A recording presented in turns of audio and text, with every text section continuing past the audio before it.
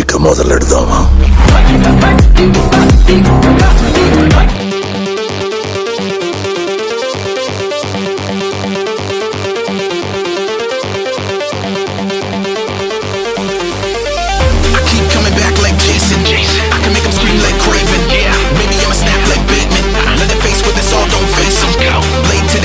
Hi guys and welcome back to the TejaAutomobile YouTube channel. So ఈ రోజు నేను మీ ముందుకు తీసుకొచ్చేసాను యూత్ ఫేవరెట్ అయినటువంటి RS200. So Pulsar RS200 long time customer రివ్యూతో అయితే మీ ముందుకు రావడం జరిగింది. సో ఈ బైక్ స్పెషల్ ఏంటి అంటే అసలు దీని గురించి అయితే మనం చెప్పనవసరం లేదు. సో ఇప్పుడంటే మనకి NS200 వచ్చింది. సో దానికి ముందు నుంచి కూడా మనకి RS200 యూత్ ఫేవరెట్ అనమాట. యూతే కాదు, మీరు చాలా మూవీస్ లో చూసుంటారు. హీరోస్ అందరూ కూడా మనకి RS200 వెహికల్స్ అనేవి స్టిల్ ఇప్పటికీ కూడా చాలా మూవీస్ లో దీన్ని అయితే యూజ్ చేస్తున్నారు. సో దానికి ఉన్న క్రేజ్ అనేది అలాంటిది అనమాట. దాన్ని స్పీడ్ కావచ్చు అండ్ దానికి ఉన్నటువంటి పవర్ కెపాసిటీ కావచ్చు, ఇవన్నీ కూడా దాన్ని చాలా వరకు యూత్ కి అట్రాక్టివ్ చేసే విధంగా అయితే ఉన్నాయి. సో అవన్నీ కూడా ఏమేమి ఉన్నాయి, ఏంటి అసలు దీంట్లో ప్రోస్ ఏంటి, కాన్స్ ఏంటి, దీన్ని మనం కొనొచ్చా లేదా అనేది మనము కస్టమర్ రివ్యూలో అయితే ఇవాళ తెలుసుకోబోతున్నాం. సో మనతో ఉన్నారు పల్సర్ RS200 ఓనర్ అయినటువంటి షాకీర్ గారు అనమాట. సో తను వచ్చేసి నెల్లూరు జిల్లా ఏఎస్పేట నుంచి అయితే కస్టమర్ రివ్యూ కోసం అయితే రావడం జరిగింది. సో ఫస్ట్ ఆఫ్ ఆల్ తనకైతే మనం థ్యాంక్స్ చెప్పాలి. సో ఇక మీద మనం వీడియోలోకి అయితే వెళ్ళిపోదాం. Hi sir. థ్యాంక్స్ అన్న. ఎలా ఉంది కస్టమర్ రివ్యూ? మొత్తానికి మనం చాలా రోజుల తర్వాత అయితే కలుసుకున్నాము. ఫస్ట్ వచ్చి మీతో కలవడం హ్యాపీనెస్, రివ్యూ అంటే పక్కన పెట్టినా కూడా. ఓకే, మీరు పల్సర్ RS200 కొన్నారు కదా, ఎన్ని రోజులు అయింది? కొన్ని మినిమం అంటే ఒక 4 months గ్యాప్ ఉంది, ఇంకా 2 years అయిపోద్ది. 2 years అయింది. ఆల్మోస్ట్ 4 months తక్కువ మనకి 2 years అయితే కంప్లీట్ అయిపోయింది అనమాట. అంటే మనకి చాలా మంచి ఎక్స్పీరియన్స్ అయితే ఉంది వెహికల్ మీద. సో ఏది బాగుంది ఏది బాగాలేదని ఈజీగా అయితే చెప్పేయగలదు అనమాట. సో ఫస్ట్ ఆఫ్ ఆల్ ఇది RS200 కొనాలనుకున్నారా లేదా వేరే వెహికల్ కొనాలని డిసైడ్ అయ్యి దీన్ని కొన్నారా? నా ఫస్ట్ డ్రీమ్ వచ్చి అపాచీ అంటే నాకు 2011 నుండి డ్రీమ్ అది. ఓకే, అది ఏమో నాకు అసలు అది కలిసి రాల, అపాచీ కొనలేకపోయాను. ఈ సౌదీ నుండి ఎంట్రన్స్ అదే ఇండియాకి వచ్చేటప్పుడు కూడా అపాచీ 310 RR కొందాం అనుకున్నా. అది నాకు బ్యాక్ సీట్ వచ్చి చాలా చిన్నది, అది సెట్ అవ్వలేదు. అది ఓకే, అంటే ఫ్యామిలీకి కంఫర్ట్ ఉండదు బ్యాక్ సీట్ వచ్చి. ఓకే, ఇంకా తర్వాత సెర్చ్ చేస్తే ఇంక ఇది కనిపించింది. అంటే మీరు పల్సర్ షోరూమ్ కి వెళ్ళినప్పుడు తీసుకున్నారా లేదంటే బయట ఎక్కడన్నా చూసి? లేదు, నేను మామూలుగా మొబైల్లోనే నెట్ లోనే చూసాను. నెట్ లో చూసి ఆ డిజైన్ పరంగా ఇంకప్పుడు షోరూమ్ ఫోన్ చేసా, ప్రైస్ కనుక్కున్నాను. ఓకే, ప్రైస్ బాగుంది, సీసీ అని. ఎంత పడింది మీకు అప్పుడు ప్రైస్? ఇది నాకు 25 పడింది. అప్పుడు 25 పడింది. ఇప్పుడు కూడా మనకి ఓకే, ఇప్పుడు కూడా మనకి ఆల్మోస్ట్ ఒక 15-20,000 మధ్యలో కొంచెం ప్రైస్ అయితే పెరిగాయి. సో మీకు అందరికి తెలిసిన విషయం. ఇది కూడా మనకి BS6 వెహికలే, ఎప్పుడో కొన్నది కాదు. So BS6 వెహికలే. సో కంప్లీట్ మనకి డిజైన్ ఓవరాల్ గా దీని ఉన్నటువంటి స్పెసిఫికేషన్స్ కానీ ఆల్మోస్ట్ మనకి సేమ్ స్పెక్స్ మనకి 2023 కూడా వస్తున్నాయి. సో పెద్దగా అయితే మనకి చేంజెస్ లేవు, లిటిల్ బిట్ చేంజెస్ తప్ప. సో ఓవరాల్ గా వెహికల్ అయితే మనకి ఈ విధంగానే ఉండబోతుంటుంది. అండ్ ఇప్పుడు ఈ వెహికల్ మీరు 2 years అయింది వాడి. సో ఈ ఆల్మోస్ట్ ఒక 4 months తక్కువ 2 years అంటే చాలా ఎక్కువగానే వాడేసి ఉంటారు. సో ఈ వాడిన తర్వాత మీకు ఎలా అనిపిస్తుంది వెహికల్ పర్ఫార్మెన్స్ అని? మెయిన్ సార్ మామూలుగా నాకు నచ్చింది ఏంటంటే ప్రైస్ మామూలు కంఫర్ట్ లో ఉన్నాయి. దాని తగ్గట్టు లుక్స్, సీసీ, పవర్, ఇంకా డిజైన్ పరంగా మొత్తం బాగుంది. మైలేజ్ కూడా నాకు 39 ఇస్తుంది. 39. జనరల్ గా ఏంటంటే మనకి ప్రతి ఒక్కరు ఎవరైతే RS200 వాడుతున్నారో వాళ్ళు ఏం చెప్తున్నారంటే 30 నుంచి 35 మధ్యలోనే లేదు. నేను ఒకసారి చెక్ చేశాను దీంట్లో. మొత్తం ఫ్యూల్ అంతా అయిపించేసి 1/2 లీటర్ వేసి మామూలుగా రన్ చేస్తే 19.5 అలా వచ్చింది నాకు. ఓకే, సో ఆల్మోస్ట్ 19.5 అంటే మనకి 39 వచ్చింది. అది కూడా బైపాస్ మీద కూడా కాదు, ఆన్ రోడ్ మీదే. అంటే స్పీడ్ బ్రేక్లు, సైడ్ రోడ్ స్పీడ్ మొత్తం యూజ్ చేస్తే 19.5 వచ్చింది. 19.5 వచ్చింది అంటే 39 వస్తుందో పర్ లీటర్ కి ఈజీగా. ఎప్పుడైనా దీని టాప్ స్పీడ్ టెస్ట్ చేశారా? టాప్ అంటే రీసెంట్లీ, అంటే మినిమం ఒక 8 months అయింది. కడపకి వెళ్ళాను నేను, మా వైఫ్. అప్పుడు వచ్చేటప్పుడు 125-130 పట్టి వచ్చాను. నెల్లూరు నుండి వింజమూరుకి 1.5 hours వచ్చా. ఓకే, నేను టాప్ స్పీడ్ కాదు, మీరు రావడం ఆ స్పీడ్ వచ్చా. ఇంకా అంత స్పీడ్ నేను పట్ల. ఇప్పుడు వచ్చేది జనరల్ గా మనకి స్ప్లిట్ సీట్ తో వస్తుంది. సో డబుల్ సీట్ ఉంటుంది, ఫ్యామిలీకి అంత కంఫర్ట్ గా ఉండదు. మీరు మీ వైఫ్ ని తీసుకొస్తాను, అప్పుడు మీకు ఏం ప్రాబ్లం అనిపించలేదు? నేను మాత్రం రాసిస్తాను దీని మీద. బ్యాక్ సైడ్ దీంట్లో కూర్చోలేదంటే ఇలాంటి స్పోర్ట్స్ స్టేషన్ లో ఏ బైక్ లో కూర్చోలేరు. దీనికంటే హైటే ఉంటుంది మీకు. ప్రతి R5 గానీ, 310 RR గానీ, డ్యూక్ గానీ అన్ని హైటే. ఇది కంఫర్ట్ మీకు ట్యాంక్ లెవెల్ లో వస్తుంది చూడండి. ఓకే, సో ఇక్కడ కస్టమర్ చెప్తుంది ఏంటంటే, మీరు ఇక్కడ చూస్తే మనకి ఏదైతే ట్యాంక్ ఉందో ఈ ట్యాంక్ ఎగ్జాక్ట్ గా లెవెల్ లో వస్తుంది కానీ అంతకు మించి పైకి అయితే రాదు. అండ్ మీకు చాలా మంది స్ప్లిట్ సీటు అంత ఫ్యామిలీ కంఫర్ట్ ఉండదు అంటారు కానీ, సో ఈజీగా మనకి కంఫర్ట్ గానే ఉంటుంది, సీట్ కొంచెం పెద్దదిగానే ఉంటుంది. బట్ ఇక్కడ ఏంటి అంటే మనకి పట్టుకోవడానికి ఒక చిన్న గ్రాబ్ రైల్స్ లేవు, బట్ ఆ గ్రాబ్ రైల్ రీప్లేస్ చేస్తూ మనకి పట్టుకోవడానికి ఇక్కడ ఒక హోల్ టైప్ లో ఇచ్చారనమాట. 2 సైడ్లు ఉంటుంది పట్టుకోవడానికి. సో అది మనము ఫ్రంట్స్ 2 కాళ్ళు వేసుకుని కూర్చున్నప్పుడు మనం పట్టుకోవచ్చు, లేదా మనము సింగిల్ సైడ్ లేడీస్ ఎవరైతే ఫుట్ రెస్ట్ మీద లెగ్ పెట్టి కూర్చుంటారో సో వాళ్ళకి కూడా ఇది చాలా కంఫర్టబుల్ గానే ఉంటుంది. బ్యాక్ సైడ్ అంతా కూడా కంఫర్టబుల్ గానే ఉంది. చాలా మంది చెప్పే కంప్లైంట్ అయితే మనము దీన్ని అందరూ నోటీస్ చేయాల్సిన అవసరం లేదు, ఎవరైనా పెద్దవాళ్ళు ఉంటే తప్ప మిగతా ఎవరైతే యంగ్ పీపుల్ ఉంటారో సో వాళ్ళకైతే ఎలాంటి ప్రాబ్లం అయితే ఉండదు అనమాట. సో ఎప్పుడైనా మీరు టాప్ స్పీడ్ లో వెళ్తున్నప్పుడు జర్క్స్ రావడం కానీ సో అలాంటివి ఏమన్నా నోటీస్ చేశారా? లేదు, నాకు మాత్రం బ్రేకింగ్ ఫ్రంట్ బ్రేక్ మాత్రం ఎక్సలెంట్, మైండ్ బ్లోయింగ్. అయినా ఫ్రంట్ ఇంకా ఎక్కువ ఇస్తున్నాం ఓకే బ్యాక్ కంటే. ఓకే, దీంట్లో మా మదర్ ని కూడా ఎక్కువ నేను ట్రావెల్ చేయడం అయింది, పెద్దగా ఏం లేదు. కానీ ఆడ శారీ గార్డ్ ఇచ్చారు కానీ అది పెద్ద లేదు. అది ఓకే, చాలా సార్లు మా మదర్ కి అయితే శారీ కట్ అయింది ఆ టైర్ వల్ల. ఈ టైర్ వల్ల అది శారీ గార్డ్ అంతగా లేదు. అది సో వైబ్రేషన్స్ కానీ అట్లాంటివి ఏం లేవు. వైబ్రేషన్ వస్తే ఉన్నాయి. దీని మీద నాకు మైనస్ వచ్చి గ్రౌండ్ క్లియరెన్స్ బ్రో. అంటే స్పోర్ట్స్ స్టేషన్ అంటే గ్రౌండ్ ఎవరు, కానీ కొంచెం అదొక మైనస్ అనిపిస్తుంది. స్పీడ్ బ్రేక్ లో చాలా సార్లు తగలడం జరిగింది. నెక్స్ట్ వచ్చి ఇంకా వైబ్రేషన్ అది కింద తగులుతుంది కదా, దానివల్ల నీకేమన్నా ఇంజిన్ దగ్గర ఇబ్బంది కానీ లేదా ఈ బాడీ పార్ట్స్ ఏమైనా డ్యామేజ్ అవ్వడం కానీ అట్లాంటి ఏమన్నా జరిగింది? ప్రస్తుతానికైతే నాకు అలాంటివి ఏం లేవు. కానీ ఏంటంటే అదే ఏదైనా స్పీడ్ బ్రేక్ కదా చాలా స్లోగా పోవాల్సి వస్తుంది. అంటే దాని షాకప్ మాత్రం ఎక్సలెంట్, అది కూడా చాలా స్మూత్ గా వెళ్తుంది. మా వైఫ్ వరకు మంచి పాయింట్లు అయితే చాలా చెప్పారు. మీకు నచ్చలేని పాయింట్ ఏదైనా ఉందంటే ఏం చెప్తారు ఈ వెహికల్ లో? వెహికల్ అంటే ఇంకా అదే గ్రౌండ్ క్లియరెన్స్ అదొకటి. ఇంకా వైబ్రేషన్ అంటే కామన్ ఇప్పుడు ఉన్న చాలా స్పోర్ట్స్ బైక్ లో. ఇది దీనికి కూడా కొంచెం లైట్ గా వైబ్రేషన్ ఎప్పుడు వస్తుంది వైబ్రేషన్ అంటే లైక్ 80-90 లో వైబ్రేషన్ 85-90 స్పీడ్ లో వస్తుంది. అంటే ఆ వైబ్రేషన్ అనేది 2 రకాలుగా ఉంటుంది. లైక్ ఇప్పుడు రాయల్ ఎన్ఫీల్డ్ లో వచ్చే వైబ్రేషన్ వేరు, స్పోర్ట్స్ బైక్ లో వచ్చే వైబ్రేషన్ వేరు. మరి అంత వైబ్రేషన్ కాదు, ఇది ఒక రకంగా నార్మల్ గా వస్తుంది. ఓకే, రన్నింగ్ లో ఇది ఎగ్జాస్ట్ సౌండ్ అనేది డిఫరెంట్ గా ఉంటుంది కదా. ఇది నాకు సూపర్, ఐ లవ్.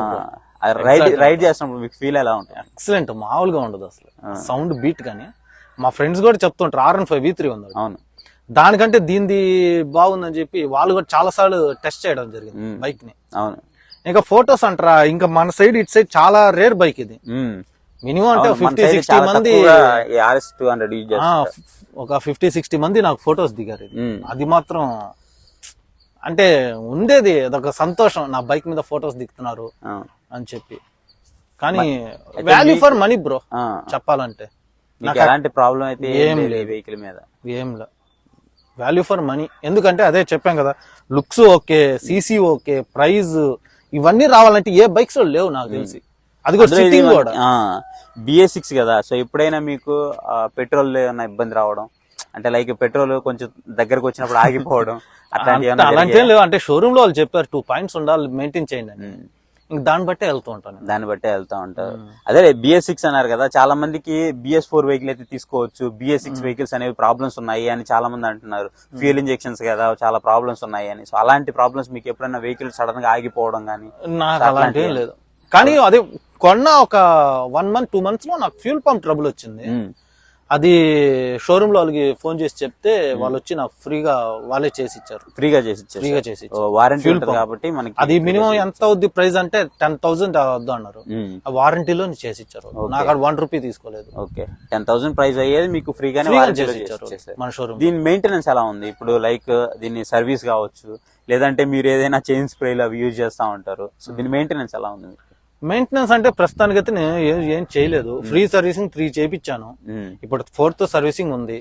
సర్వీసింగ్ చేయించినా ఇంకా ఇంజిన్ ఆయిల్ అయినా వేరే బైక్స్ చూసినా కూడా చాలా తక్కువ. ఇది కూడా అంటే అప్పుడు నేను యూట్యూబ్ లో రివ్యూస్ చూసాను సర్వీసింగ్ ది, మెయింటెనెన్స్ అన్ని చూస్తే వేరే బైక్ కి కంపేర్ చేస్తే ఇది మినిమం ఒక రకంగా యావరేజ్ గా తీసుకున్నా 500-600 తక్కువే ఉంటుంది. మీకు ఎప్పుడైనా పెయిడ్ సర్వీస్ చేయించలేదు కదా ఇంతవరకు? లేదు, ఇంకా ఫ్రీ సర్వీస్ కి వెళ్తున్నారు కదా, సో ఫ్రీ సర్వీస్ కి వెళ్ళినా సరే సర్వీస్ మాత్రమే వాళ్ళు ఫ్రీగా చేస్తారు, మిగతా వాటి అన్నిటికీ మనీ ఛార్జ్ చేస్తారు. అది ఎంత ఛార్జ్ చేస్తున్నారు అప్రోక్స్? నాకు ఫస్ట్ సర్వీసింగ్ వచ్చి వాళ్ళదే చేయించాను, బజాజ్ది. అంటే ఇంజిన్ ఆయిల్ కూడా అదే వేయించి, ఫిల్టర్, వాటర్ సర్వీసింగ్ మొత్తం కలిపి నాకు ఆస్టమా 800 ఏం పడింది ఫస్ట్ సర్వీసింగ్. సెకండ్ సర్వీసింగ్ కూడా సేమ్ అదే పడింది. థర్డ్ సర్వీసింగ్ వచ్చి నేను యూట్యూబ్ లో చూసి లిక్వి మోలీ ఆ ప్రొడక్ట్స్ యూజ్ చేసి, ఇది ఇంకోటి వచ్చి ఇదే ఆ ఇంజిన్ ఆయిల్ వేసి నేను చేయించాను. మీరే చేయించారు? వాళ్ళు ఒప్పుకున్నారు షోరూమ్ వాళ్ళు. అంటే ఇది వారంటీలో ఉంది కాబట్టి మనం ఏదైనా చేస్తే, సో మనము మన ప్రోడక్ట్స్ యూజ్ చేయడం వల్ల వారంటీ కోల్పోతాం.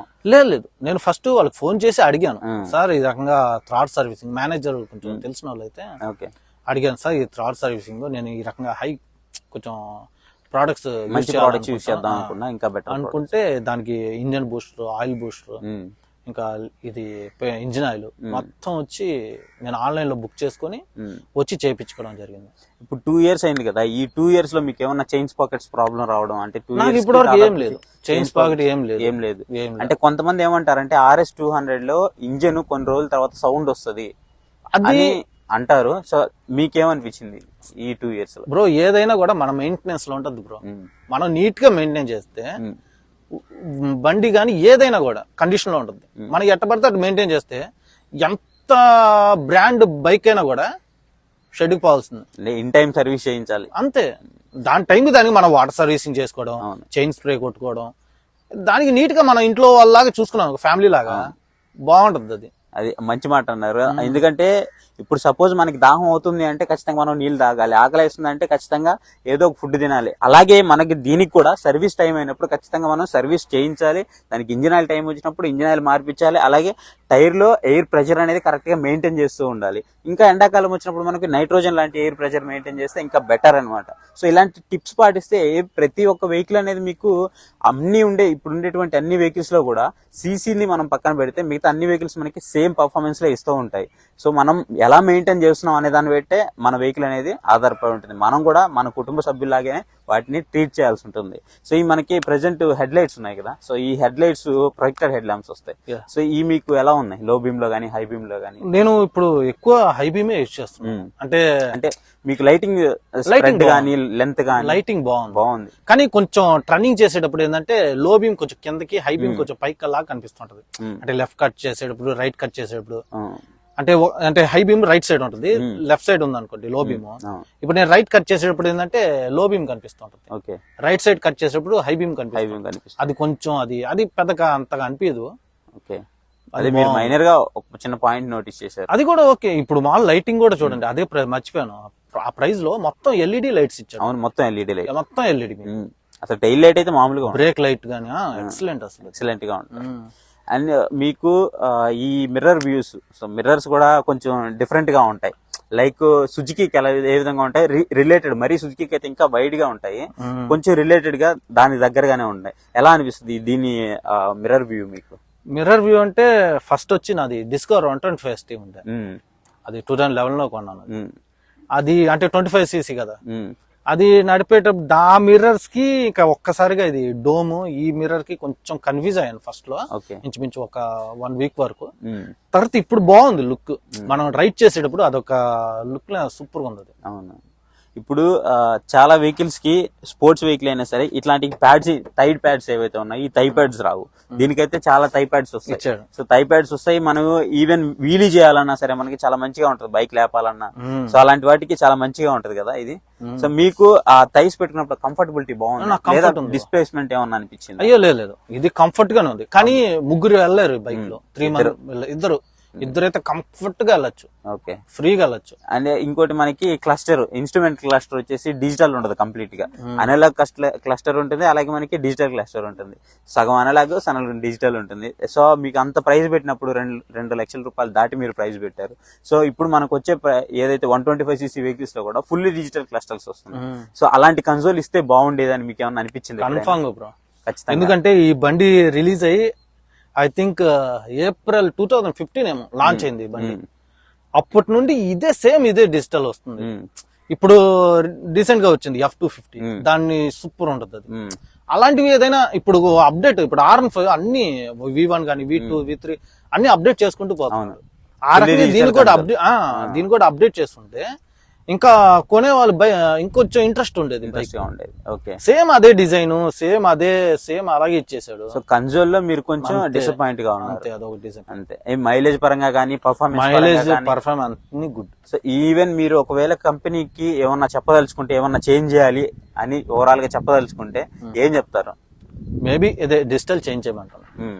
రెండు లైట్ గా వైబ్రేషన్ ఉన్నాయి, లైట్ అవి కొంచెం చేంజ్ చేయండి. ఇంకోటి వచ్చి లాంగ్ వెళ్ళేటప్పుడు సీట్ చాలా హార్డ్ ఉంది అసలు, ఫ్రంట్ సీట్.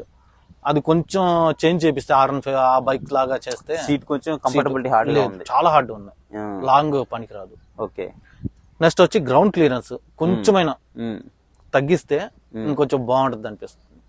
ఇంకా ఓవరాల్ గా చూసుకుంటే అంతే.